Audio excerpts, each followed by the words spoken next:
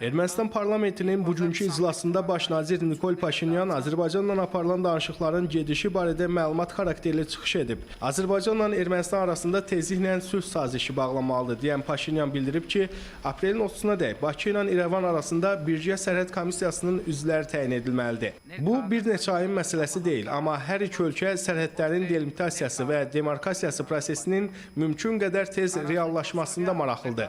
Hələlik konkret vaxtdan danışmaq tezdir. Proses başlayanda bir çox məqamlar da daha aydın olacaq. Statın sonu. Nikol Paşinyan xüsusi olaraq vurğulayıb ki, Ermənistan Azərbaycanın ərazi bütövlüyünü tanıyır.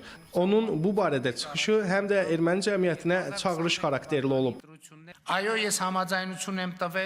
Bugün Ermənistana yaxın ölkələr və o cümlədən beynəlxalq nüfuzlu təşkilatlar bizdən tələb edirlər ki, əgər Ermənistan öz gələcəyi barəsində düşünürsə, onda mütləq Azərbaycanın və Türkiyənin ərazi bütövlüyünü tanımalı və Qarabağla bağlı tələblərini azaltmalıdır. Əks təqdirdə biz öz gələcəyimizi və Ermənistanın bir müstəqil ölkə kimi mövcudluğunu təhlükə altına qoya bilərik.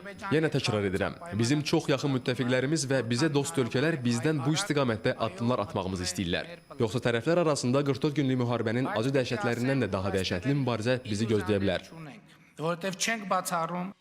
Erməni baş nazir Azərbaycanla danışıqlarda ölkəsinin izlədiyi strategiyanı da açıqlayıb. Stat: Bizim strategiyamız sərhəd məsələsində Azərbaycanın rəsmi mövqeyini öyrənmək və Ermənistanın həmin məsələ ilə bağlı rəsmi mövqeyini müəyyənləşdirməkdir.